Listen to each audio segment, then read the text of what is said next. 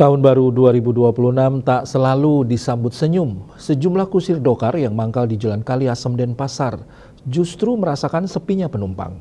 Kondisi ini berbeda dengan tahun-tahun sebelumnya yang ramai wisatawan.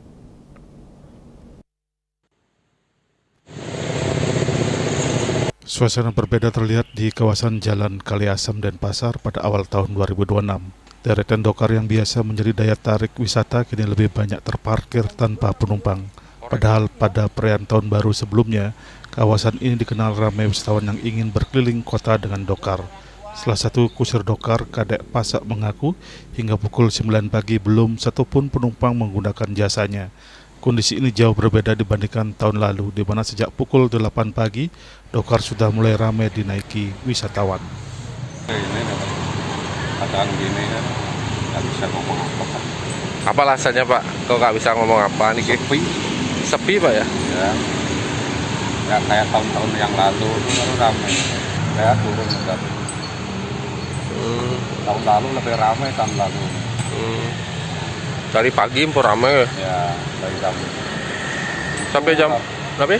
Mulai jam 7 udah ramai di sini. Sekarang sepi. Keluhan serupa juga disampaikan kusir dokar lainnya, Komang Yase. Ia menilai minat warga maupun wisatawan untuk naik dokar terus menurun, termasuk di awal tahun 2026 ini. Bahkan pada hari kerja, dokar yang mangkal dari Senin hingga Jumat kerap tidak mendapat penumpang sama sekali.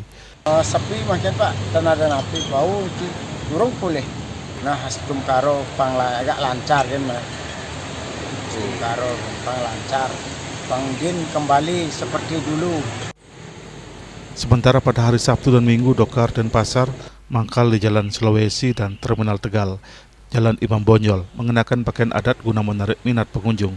Di tengah lesunya minat masyarakat terhadap transportasi tradisional, para kusir dokar berharap adanya perhatian dan dukungan agar dokar tetap bertahan sebagai ikon wisata budaya kota Denpasar. Indrawan Bali TV.